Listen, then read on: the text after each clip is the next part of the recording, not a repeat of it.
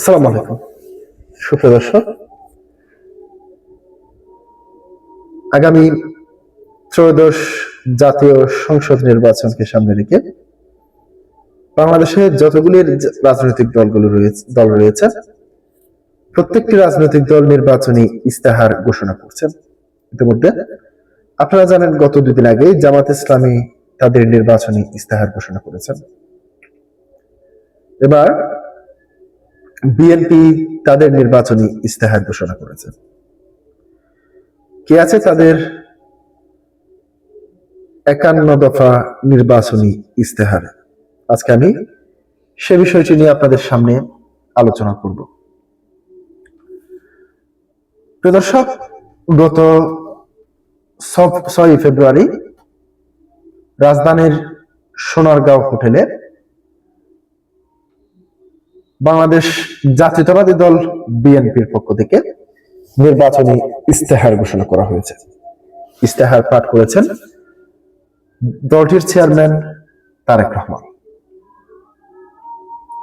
সেই ইস্তেহারে কোন কোন বিষয়গুলিকে প্রাধান্য দিয়ে ইস্তেহার ঘোষণা করা হয়েছে সেটি আমি আপনাদের সামনে তুলে ধরছি। ত্রয়োদশ সংসদ নির্বাচনে জয়ী হয়ে 2 দশক পর সরকার গঠনের সুযোগ পেলে বিএনপি দেশের জন্য, দেশের মানুষের জন্য কি কি করবে সেই ফর্দ জাতির সামনে তুলে ধরেছে দলের চেয়ারম্যান তারেক রহমান। জনকল্যাণমুখী সমৃদ্ধ বাংলাদেশ গড়ার প্রতিশ্রুতিতে 9টি বিষয়ে অগ্রাধিকার দিয়ে 51 দফা এই নির্বাচনী ইস্তেহার সাজানো হয়েছে। শুক্রবার বিকেলে 3টায় ঢাকার হোটেল সোনারগাঁওয়ে হল রুমে বিএনপির নির্বাচনী ইস্তেহার ঘোষণার অনুষ্ঠান শুরু হয়। দলের মহাসচিব মির্জা ফখরুল ইসলাম আলমগীরের সভাপতিত্বে অনুষ্ঠানটি পরিচালনা করেন কেন্দ্রীয় নির্বাচনী পরিচালনা কমিটির সদস্য সচিব রুহুল কবির রিজভী এবং স্বাগত বক্তব্য রাখেন কেন্দ্রীয় নির্বাচন পরিচালনা কমিটির চেয়ারম্যান ও স্থায়ী কমিটির সদস্য নজরুল ইসলাম খান। জাতীয় সংসদ নির্বাচনে এবার বিএনপির নেতৃত্ব দিচ্ছে তারেক রহমান। সেই হিসেবে এটি তার প্রথম নির্বাচনী ইস্তেহার ঘোষণা। পঞ্চম, ষষ্ঠ, সপ্তম, অষ্টম ও নবম জাতীয় সংসদ নির্বাচনে দলের নেতৃত্ব দেন তৎকালীন চেয়ারপারসন বেগম খালেদা জিয়া। সে সময় তিনি প্রতিটি নির্বাচনী ইস্তেহার ঘোষণা করেছিলেন। 2018 সালের একাদশ সংসদ নির্বাচনে বিএনপির নেতৃত্বে জাতীয় ঐক্যফ্রন্টের অংশ নিলেও সে সময়ে বিএনপি চেয়ারপারসন কারাবন্দী ছিলেন। এই বছরের 18 ডিসেম্বর গুলশানে লোকসর হোটেলে একাদশ জাতীয় সংসদ নির্বাচনের ইস্তেহার ঘোষণা করেছিল দলটির মহাসচিব মির্জা ফখরুল ইসলাম আলমগীর। শেখ হাসিনার অধীনে দশম ও দ্বাদশ সংসদ নির্বাচন বয়কট করেছিল বিএনপি।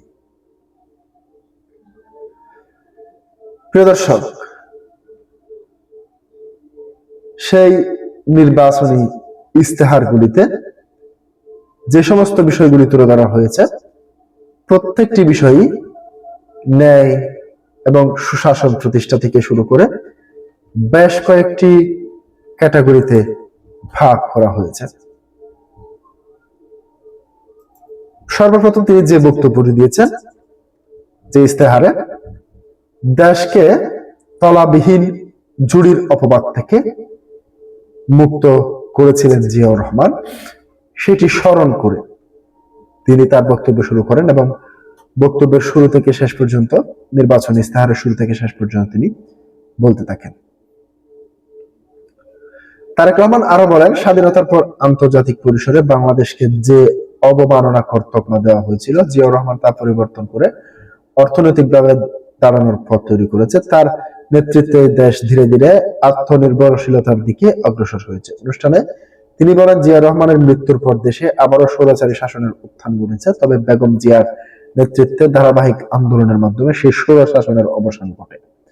জনগণের ভোটের ক্ষমতায় গেলে বেগম খালেদা জিয়া দেশের গণতন্ত্রকে প্রাতিষ্ঠানিক রূপ দেন এবং সংসদীয় গণতন্ত্র প্রতিষ্ঠা করেন। তারপর তিনি যে বক্তব্যটি দিয়েছেন, যে ইস্তেহারের যে বিষয়গুলো তুলে ধরেছেন, ক্ষমতায় গেলে জিডিপির 5% ব্যয় করবে শিক্ষা খাতে, এই ধরনের বক্তব্য দিয়েছেন।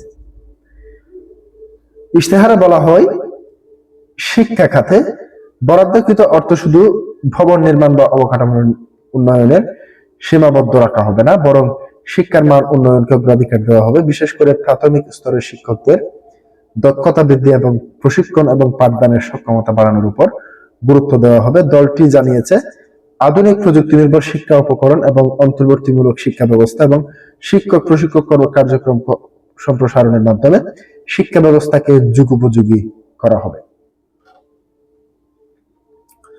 ইশতেহারে শিক্ষা ও মানব সম্পদ উন্নয়ন অংশের শুরুতে বলা হয়েছে, তারা দেশের শিক্ষা ব্যবস্থাকে কর্মসংস্থানমুখী এবং উৎপাদনশীল কাঠামোর রূপ দিতে চায় এবং শিক্ষানীতির মূল লক্ষ্য হবে বাস্তব জীবন ঘনিষ্ঠ শিক্ষা নিশ্চিত করা এবং সব স্তরের শিক্ষায় গুরুত্ব দেওয়া হলে প্রাথমিক শিক্ষাকে সর্বোচ্চ অগ্রাধিকার দেওয়া হবে। এছাড়াও অর্থনৈতিকতা এবং মৌলিক মূল্যবোধের শিক্ষা অন্তর্ভুক্ত করার কথা বলা হয়েছে। প্রিয় দর্শক, আজকে পর্যন্তই। আসসালামু আলাইকুম।